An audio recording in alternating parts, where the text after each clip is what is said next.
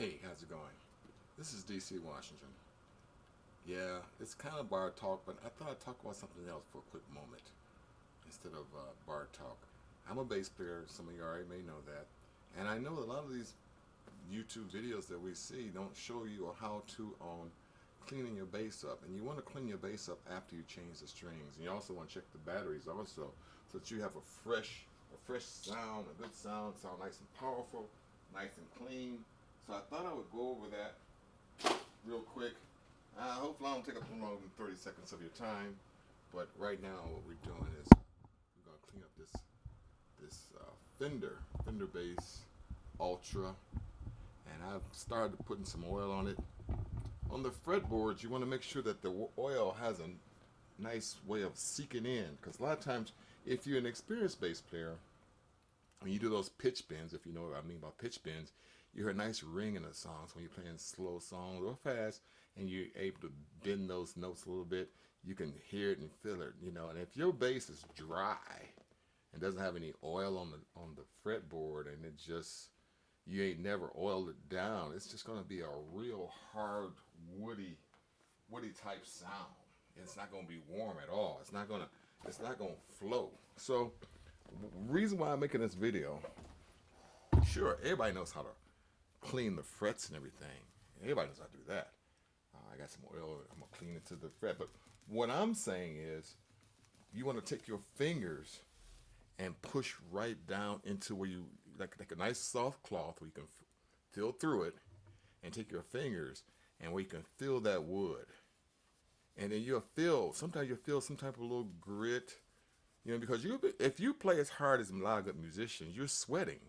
You're sweating into the guitar or the bass itself, and you're getting grit, and it's picking up dirt, and you'll feel that. So a lot of times, a lot of guys don't reach down in there. They just clean it, wipe it off, throw new strings on there.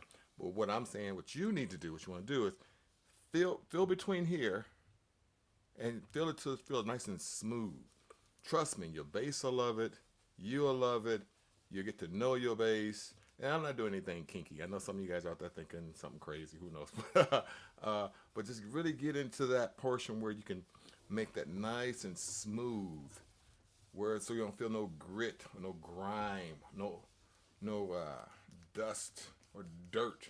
I know you say, well, I keep my instrument in my case. I got a nice clean case, and yeah, I know dust, dirt gonna get in there. Oh yeah, it does. It will. And then wipe that body down. You get sweat on it, like on my Ken Smith and a couple other my axes.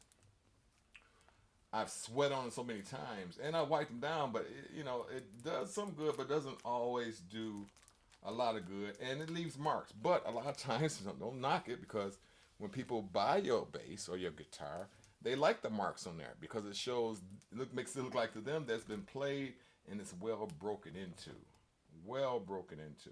I mean, you're gonna get marks. I'm trying to find what kind of mark this is on my bass. Just like a new car, you don't want no marks or scratches on your new car, but it's gonna happen. You're gonna come out from Walmart or wherever you're shopping at, and you're gonna see some marks on it. You're like, man, I should have parked way out in the parking lot, way a lot further out.